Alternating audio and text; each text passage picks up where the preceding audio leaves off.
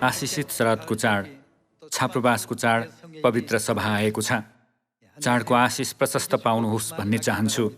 पवित्र आत्माको आशिष प्रचुर मात्रामा पाउनुहोस्। यहाँहरूलाई थाहा भए झैँ यो छाप्रोबासको चाड चाहिँ शरदमा सबै बाली कटनी गरेपछि परमेश्वरलाई सारा हृदयले धन्यवाद चढाउने चाड हो। त्यसकारण यो चाडको अवधिमा हरेक दिन उत्सवको माहौल छाउँछ। चाडहरूमध्ये यस छाप्रोबासको चाडमा भने सबैभन्दा धेरै खुसी र आनन्द पोखिने अर्थ समावेश छ जस्तो लाग्छ। मोसाले दोस्रोपल्ट 10 आज्ञाको शिलापाटी पाएपछि पर्वतबाट ओर्लिएर इस्राएलीहरूलाई परमेश्वरको इच्छा सुनाए। तिनले 10 आज्ञाको शिलापाटी राख्नलाई पवित्र वासस्थान निर्माण गर्नु भन्ने परमेश्वरको इच्छा इस्राएलीहरूलाई सुनाए। इस्राएलीहरूको हृदय प्रेरणाले यति भरियो कि तिनीहरूले परिश्रमका साथ सबै किसिमका मन्दिर निर्माणका सामग्रीहरू जम्मा गरे। यसरी पवित्र वासस्थानको निर्माण कार्य सुरु भयो। मन्दिर निर्माणको अनुग्रहात्मक कार्यद्वारा इस्राएलीहरूले परमेश्वरबाट ठूलो आशिष प्राप्त गरेको इतिहास बाइबलमा अभिलेख गरिएको छ। यो नै छाप्रोबासको चाडको उत्पत्ति हो। 2000 वर्ष अघि येशूज्यूले यस पृथ्वीमा आउनु भएर छाप्रोबासको चाडद्वारा परिश्रमका साथ आत्मिक मन्दिरका सामग्रीहरू अर्थात् सियोनका सन्तहरू भेला गर्नुभयो। छाप्रोबासको चाडको अन्तिम दिनमा येशूज्यूले पवित्र आत्मा ल्याऊ भन्नुहुँदै कराउनु भएको दृश्य यूहन्ना अध्याय 7 मा अभिलेख गरिएको छ नि, होइन र? पवित्र आत्माको आशिष पाउनु र परमेश्वर वास गर्नुहुने मन्दिर निर्माणको कार्य पूरा गर्नु नै छाप्रोबासको चाडमा समाविष्ट सबैभन्दा महत्त्वपूर्ण दुई अर्थहरू हुन्। आत्मिक दृष्टिकोणले हेर्ने हो भने परमेश्वर वास गर्नुहुने मन्दिर निर्माणको कार्य पूरा गर्नको निम्ति हामीले सामरिया र पृथ्वीको अन्तिम छेउदेखि आत्मिक सामग्री अर्थात् हाम्रा हराएका भाइ बहिनीहरू भेला गरिरहेका छौँ। यसकारण चाडमध्ये छाप्रोबासको चाड चाहिँ अझ अर्थपूर्ण रहेको देख्न सकिन्छ। तसर्थ यो छाप्रोबासको चाड चाहिँ साँच्चै खुसीको चाड हो। पेन्टिकोसको चाडमा पनि परमेश्वरले पवित्र आत्मा दिने प्रतिज्ञा गर्नुभएको छ। त्यसो भए छाप्रोबासको चाडको पवित्र आत्मा चाहिँ नि त? छाप्रोबासको चाड अघि कुन चाड मनाइन्छ त? पश्चातापको चाड अर्थात् प्रायश्चितको दिन हो नि, होइन र? हामीले पश्चातापद्वारा पवित्र आत्मा पाउने भएकोले पवित्र आत्माको अनुग्रह प्रशस्त पाउने चाड नै छाप्रोबासको चाड हो भन्न सकिन्छ। यस वर्षको छाप्रोबासको चाड मार्फत सियोनका सम्पूर्ण सन्तानहरूले अन्तिम झरी पवित्र आत्मा प्रशस्त मात्रामा पाउनुहुनेछ भन्ने आशा गर्दछु। परमेश्वरले पवित्र आत्मालाई झरीसँग तुलना गर्नुभएको कारण छ। परमेश्वरले पवित्र आत्मालाई पहिलो झरी र अन्तिम झरीसँग किन तुलना गर्नुभएको होला? झरी पर्दा जमिन भिज्छ अनि सबै रुखहरू, बोट बिरुवाहरू र वनस्पतिहरूले पानी सोच्छ। तिनीहरूले ओस प्राप्त गरेपछि अन्ततः तिनीहरू बढ्न सक्छन्। यो नै झरीको भूमिका हो नि, होइन र? तिनीहरूले यस्तो प्रक्रियाद्वारा फल फलाउन सक्छन्। तसर्थ सबैले गहिरो प्रार्थनाद्वारा सुन्दर फल फलाउने पवित्र आत्मा पाउनुहुनेछ र आत्मिक मन्दिर निर्माणको कार्य पूरा गर्न सक्ने आशिषित वर्ष बनाउनुहुनेछ भन्ने आशा गर्दछु। अब बाइबलमा अभिलेखित यी शिक्षाहरू निश्चित गर्ने समय लिनेछौँ। लेवी 23:33 को वचनसँगै हेर्नेछौँ। परमप्रभुले मूसालाई भन्नुभयो, इस्राएलीहरूलाई भन्, 7औं महिनाकै 15औं दिनदेखि 7 दिनसम्म के होस् त? परमप्रभुको छाप्रोबासको चाड होस् भनिएको छ। आज पवित्र पात्रो अनुसार 7औं महिनाको 15औं दिन हो। आजदेखि 7 दिनसम्म हामीहरू परमेश्वरको समीप आएर यो छाप्रोबासको चाड मान्नेछौँ। यो चाड कसरी मनाइन्छ भन्ने विषयमा पद 39 मा हेर्नेछौँ। 7औं महिनाको 15औं दिनमा आफ्नो जमिनका फलहरू बटुलेपछि तिमीहरूले 7 दिनसम्म परमप्रभुको निम्ति यो चाड मनाउनु। पहिलो दिन र 8औं दिन विशेष विश्रामका दिन हुन्। पहिलो दिन तिमीहरूले रुखहरूका असल असल फल, खजुरका हाँगाहरू, धेरै पात भएका हाँगाहरू र लहरे पिपलका हाँगाहरू लिएर परमप्रभु तिमीहरूका परमेश्वरको सामुन्ने 7 दिनसम्म खुसी मनाउनु। तिमीहरूले वर्षमा 7 दिनसम्म परमप्रभुको निम्ति यो चाड मनाउनु। यो तिमीहरूका पुस्तौं पुस्ताका लागि अनन्तको विधि होस् भनिएको छ।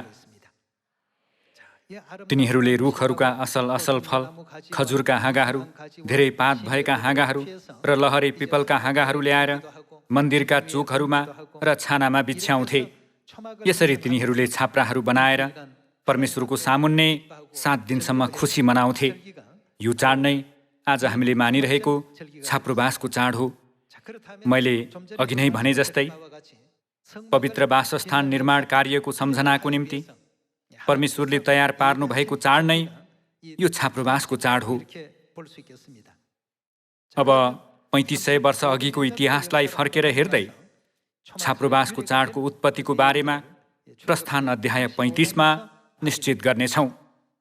दोस्रो पल्ट 10 आज्ञाको शिलापाटी पाएर पर्वतबाट उर्लिएका मूसाले 10 आज्ञाको शिलापाटी राख्न सकिने पवित्र वासस्थान निर्माण गर्नु भन्ने आदेश दिनुभएका परमेश्वरको इच्छा इस्राएलीहरूलाई सुनाए।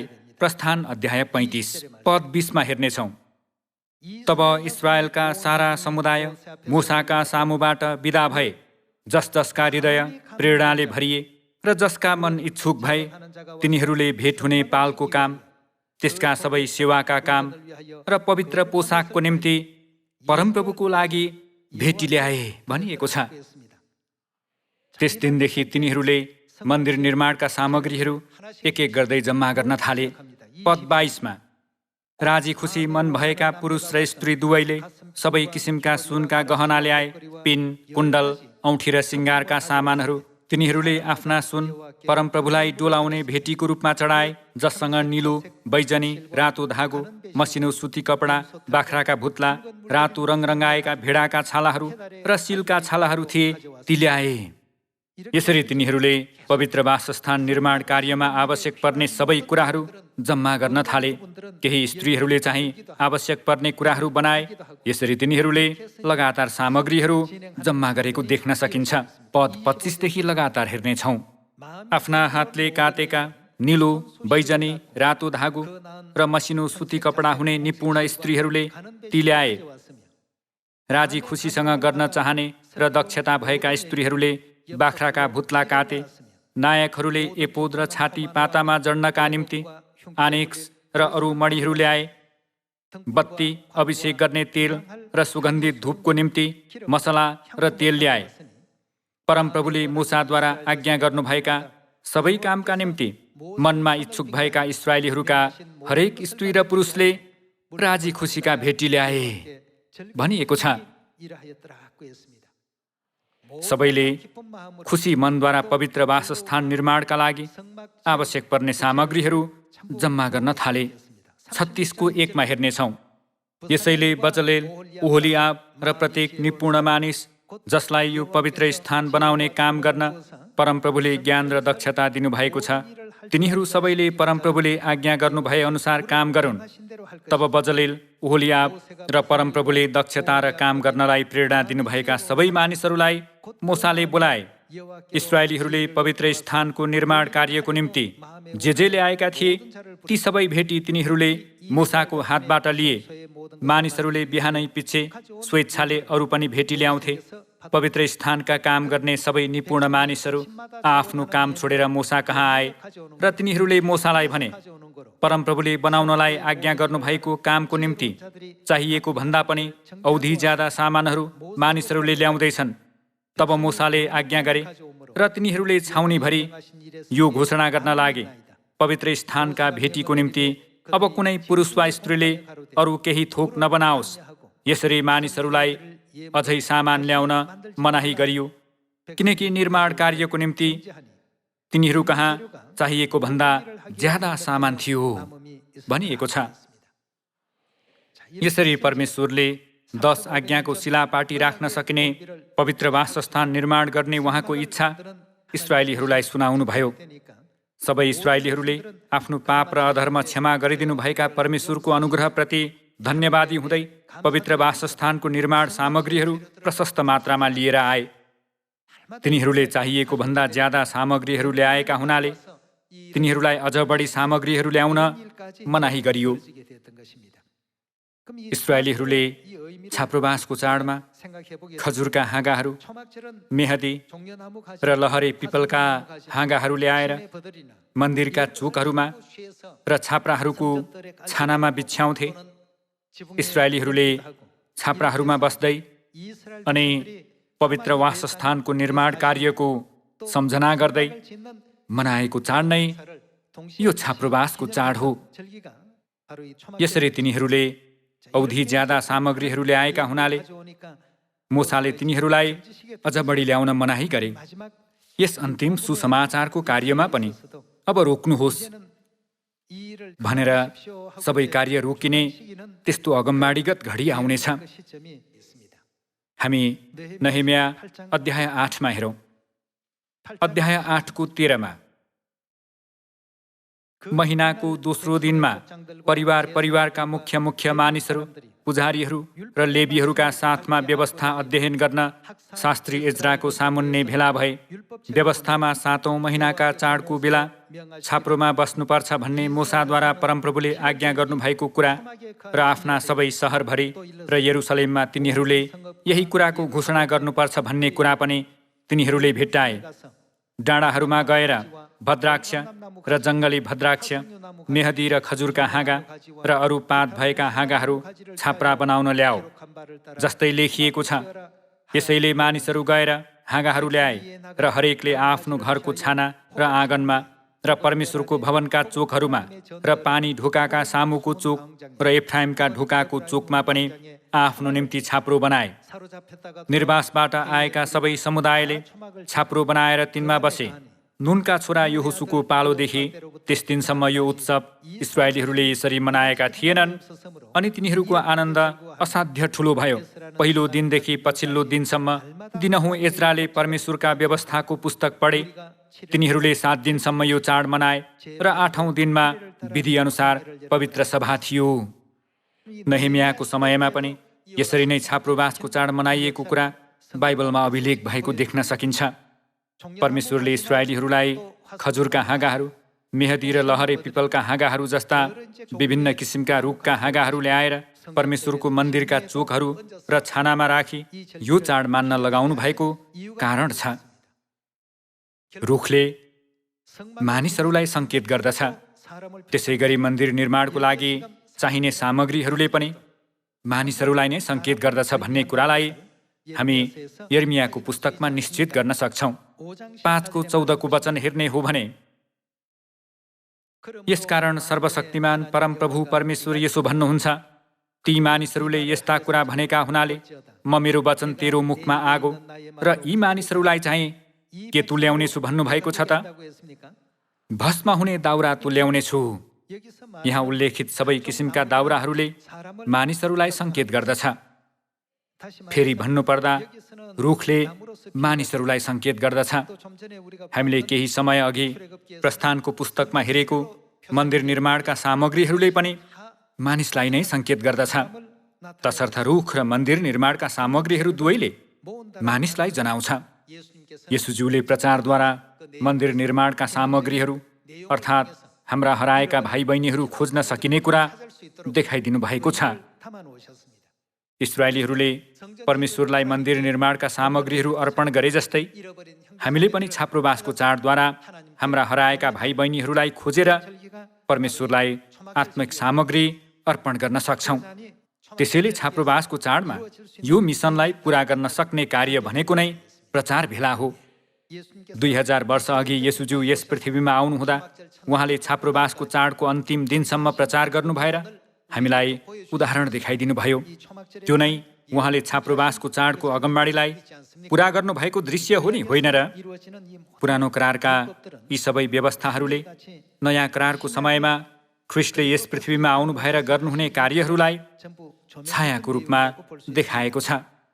पुरानो करारको समयमा इस्राएलीहरूले मन्दिरका चोकहरू र छाप्राहरूका छानामा राख्नको निम्ति खजुरका हाँगा, मेहदी र लहरे पिपलका हाँगा जस्ता हाँगाहरू बटुलेर छाप्रोबासको चाड मनाए। परमेश्वरले मानिसलाई रुखको रूपमा वर्णन गर्नुभएकोले अन्ततः परमेश्वरका मानिसहरूलाई खोज्नु नै यो छाप्रोबासको चाडको सबैभन्दा महत्त्वपूर्ण अर्थ हो भनी जान्न सकिन्छ। यूहन्ना 7:1 वचन हेरौँ। त्यसपछि येशू गालिलमा नै घुमफिर गर्नुभयो, तर उहाँ यहुदियामा जान चाहनु भएन, किनभने यहुदीहरू उहाँलाई मार्ने दाउमा थिए। अब यहुदीहरूका के नजिकै थियो? छाप्रोबासको चाड नजिकै थियो भनिएको छ। अब यो छाप्रोबासको चाड मार्फत येशूज्यूले पूरा गर्नुभएको दृश्य पद 14मा हेरौँ। चाडको बीचमा येशू मन्दिरभित्र पस्नुभयो र के गर्नुभयो त? शिक्षा दिनुभयो। यहाँ येशूज्यूले वचन सुनाउनु भएको दृश्य देख्न सकिन्छ। यहुदीहरूले अचम्म मान्दै यसो भने, कुनै अध्ययन नगरी यिनले कसरी यति विद्या हासिल गरे? तब येशूले जवाफ दिए तिनीहरूलाई भन्नुभयो, मेरो शिक्षा मेरै होइन, तर उहाँको हो जसले मलाई पठाउनुभयो। यदि कुनै मानिसले परमेश्वरको इच्छा पालन गर्न चाहन्छ भने मेरो शिक्षा परमेश्वर तर्फबाट हो कि मेरो आफ्नै तर्फबाट हो सो उसले जान्नेछ। पद 37मा हेरौँ। अब चाडको पछिल्लो दिन, यहाँ भनिएको चाड चाहिँ छाप्रोबासको चाड हो, अर्थात् चाडको प्रमुख दिनमा उभिएर येशूले उच्च स्वरमा यसो भन्नुभयो, यदि कोही तिर्खायो भने त्यो म कहाँ आओस् र पियोस्। जसले ममाथि विश्वास गर्दछ, धर्मशास्त्रले भने अनुसार त्यसको अन्तस्करणबाट जिउँदो पानीका खोलाहरू बगि निस्कनेछन्। यहाँ पनि येशूज्यूले लगातार प्रचार गर्नुभएको दृश्य देख्न सकिन्छ। आत्मिक दृष्टिकोणले हेर्ने हो भने प्रचार नै मन्दिर निर्माणका सामग्रीहरू जम्मा गर्ने कार्य होइन र? त्यसैले स्वर्गीय पिताले छाप्रोबासको चाडको अर्थको विषयमा जानकारी दिनुहुँदा यसलाई छाप्रोबासको चाड प्रचार भेला भन्नुभयो। पिताले छाप्रोबासको चाडलाई प्रचार गर्ने चाडको रूपमा तोक्नु भएकोले आजदेखि सुरु गरेर अन्तिम दिनसम्मै विश्वभरिका सबै मण्डलीहरूले उठेर प्रचार भेलाको आयोजना गर्नेछन्। यो वर्षको छाप्रोबासको चाडद्वारा पवित्र आत्माको धेरै सुन्दर सामग्रीहरू परमेश्वरलाई अर्पण गर्न सक्ने यहाँहरू र म हुऔँ। यो अन्तिम पवित्र आत्माको युगलाई छाप्रोबासको चाडको युग पनि भनिन्छ। छाप्रोबासको चाड चाहिँ मन्दिर निर्माणका सामग्रीहरू भेला गर्ने युग भएकोले येशूज्यूले यस पृथ्वीमा आउनु भएर मन्दिर निर्माणका सामग्रीहरू जम्मा गर्ने विषयमा जानकारी दिनुभएको छ। उहाँ यस पृथ्वीमा आउनुको सबैभन्दा मुख्य उद्देश्यको विषयमा लुका 19:10 वचन हेर्नेछौँ। अध्याय 19:10मा हेरौँ। किनभने मानिसको पुत्र हराएकालाई खोज्न र बचाउन आएको हो। उहाँ के गर्न आउनुभयो त? हराएकालाई खोज्न र बचाउन। हराएकालाई खोज्न र बचाउन आएको भन्नुको अर्थ नै प्रचार होइन र? मर्कुस अध्याय 1मा हेरौँ। अध्याय 1:35मा बिहान उज्यालो हुनुभन्दा धेरै अघि उठेर उहाँ बाहिर एकान्त ठाउँमा जानुभयो र त्यहाँ प्रार्थना गर्नुभयो। सिमोन र तिनीसँग हुनेहरू उहाँलाई खोज्दै गए। उहाँलाई भेट्टाएपछि तिनीहरूले भने, सबैले तपाईँलाई खोजिरहेका छन्। तब उहाँले तिनीहरूलाई भन्नुभयो, आओ हामीहरू नजिकका अरू सहरहरूमा जाउँ र त्यहाँ पनि म प्रचार गर्न पाऊँ, किनकि यसैको निम्ति म आएको हुँ। लुका अध्याय 19मा येशूज्यूले म हराएकालाई खोज्न र बचाउन आएको हुँ भन्नुभयो, तर मर्कुस 1:38मा चाहिँ म प्रचार गर्न आएको हुँ भन्नुभयो। यसको अर्थ मुक्तिको कार्य प्रचारद्वारा सम्पन्न हुन्छ भन्ने कुरा होइन र? हामी मत्ती 28:18 वचन पनि हेरौँ। 18मा तब येशू तिनीहरू कहाँ आएर भन्नुभयो, स्वर्ग र पृथ्वीमा समस्त अधिकार मलाई दिइएको छ। यसकारण जाओ र सबै देशका जातिहरूलाई चेला बनाओ, पिता र पुत्र र पवित्र आत्माको नाउँमा तिनीहरूलाई बप्तिस्मा देऊ। मैले तिमीहरूलाई आज्ञा गरेका सबै कुरा पालन गर्न तिनीहरूलाई सिकाओ। यो वचनले पनि हामीले हाम्रा हराएका भाइ बहिनी खोज्नुपर्छ भन्ने अर्थ बोकेको छ। चाडको अर्थलाई सोच्ने हो भने हामीले स्वर्गीय मन्दिर निर्माणका सामग्री रहेका परमेश्वरका सन्तानहरू सबै खोज्नुपर्छ भन्ने अर्थ होइन र? हामीहरू छाप्रोबासको चाडको युगमा जिरहेका छौँ। मन्दिर निर्माणका सामग्री अर्थात् हाम्रा हराएका भाइ बहिनीलाई चाँडो खोजेर परमेश्वर कहाँ ल्याउन सक्ने हामी सबैजना हुनुपर्छ। केही समय अघि अध्ययन गरेको प्रस्थान अध्याय 35 को वचनमा जस्तै हृदय प्रेरणाले भरिएका मानिसहरूले मात्र यो कार्य गर्न सक्छन्। यसरी तिनीहरूले पहिलो दिन, दोस्रो दिन, तेस्रो दिन, चौथो दिन गरेर लगातार सामग्रीहरू जम्मा गर्दा इस्राएलीहरूको मन झन्झन तातिन थाल्यो। परमेश्वरप्रतिको तिनीहरूको साँचो हृदय र विश्वास अझ तातिँदै गएकोले तिनीहरूले मन्दिर निर्माणका सामग्रीहरू चाहिएको भन्दा औधी ज्यादा ल्याए। परिणामस्वरूप तिनीहरूलाई अझ बढी सामग्रीहरू ल्याउन मनाही गरियो। हामीले सुसमाचारको कार्य पनि गर्न सकेको बेला गरेमा परमेश्वरको अनुग्रह प्राप्त गर्न सक्छौँ। मन्दिर निर्माणका सामग्रीहरू पनि प्रयोग गर्न सकिने समयभित्र परमेश्वरलाई अर्पण गरिएमा ती सामग्रीहरू अझ अर्थपूर्ण हुन सक्छन् नि, होइन र? प्रेरित अध्याय 1 मा हेरौँ। अध्याय 1 को 8 मा, तर पवित्र आत्मा तिमीहरूमा आउनु भएपछि तिमीहरूले शक्ति पाउनेछौ र तिमीहरू यरुसलेममा, सारा यहुदियामा, सामरियामा र पृथ्वीको अन्तिम छेउसम्म मेरा साक्षी हुनेछौ भन्नुभएको छ। पृथ्वीको अन्तिम छेउसम्म मेरा साक्षी हो भनेको नै प्रचार गर भन्ने अर्थ होइन र? हामी अर्थात् मुक्ति पाउने प्रजालाई मन्दिर निर्माणको सामग्रीको रूपमा सङ्केत गरिएको छ। यस विषयलाई अझ विस्तृत रूपमा वर्णन गरिएको दृश्य एफिसी अध्याय 2 मा हेर्नेछौँ। 2 को 19 को वचन हेर्ने हो भने, यसरी अब तिमीहरू विदेशी र प्रवासी होइनौ, तर सन्तहरूसँग तिमीहरू सँगै नागरिक र परमेश्वरको परिवारका सदस्यहरू भएका छौ। त्यो घराना प्रेरितहरू र अगमवक्ताहरूको जगमाथि बसालेर निर्माण भएको छ र ख्रीष्ट येशू आफै चाहिँ मुख्य कुनै ढुङ्गो हुनुहुन्छ। उहाँमा पुरै घर ठिकसँग एकैसाथ जोडिएर प्रभुमा एउटै पवित्र मन्दिर हुनलाई बढ्दै जान्छ अनि पवित्र आत्मामा परमेश्वरको वासस्थान हुनलाई तिमीहरू पनि उहाँमा के हुँदै त एकसाथ निर्माण हुँदै जान्छौ भनेर जानकारी दिइएको छ। प्रकाश अध्याय 3 को वचन हेर्ने हो भने, परमेश्वरले जित्ने व्यक्तिलाई परमेश्वरको मन्दिरको के बनाउँछु भन्नुभएको छ त?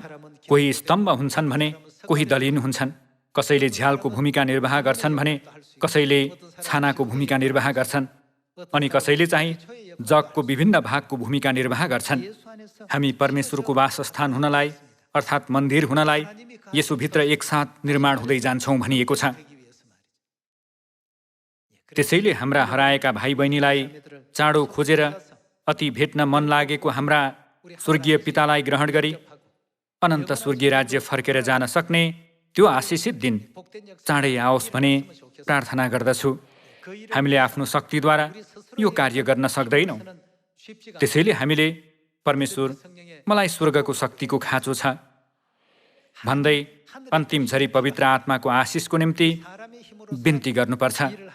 हामीले आफ्नो शक्तिद्वारा कार्य गर्न खोज्यौँ भने त्यो कार्य हाम्रो सीमाभित्र जकडिन पुग्छ। तर यदि हामीले पवित्र आत्माको शक्ति धारण गर्यौँ भने हामीले कति पनि थकित नभइकन हाम्रा हराएका भाइ बहिनी खोज्ने कार्यमा सारा तन मन लगाउन सक्नेछौँ। तसर्थ परमेश्वरले यस छाप्रोबासको चाडमा पवित्र आत्माको निम्ति बिन्ती गर्न प्रभात र साँझको आराधनाको अनुमति दिनुभयो। हाम्रा सबै सियोनका परिवारले छाप्रोबासको चाडद्वारा अन्तिम झरी पवित्र आत्माको आशिष प्रशस्त पाउनु भएर खुसी र आनन्दित मनद्वारा यो छाप्रोबासको चाड मान्नुहुनेछ भन्ने आशा गर्दछु।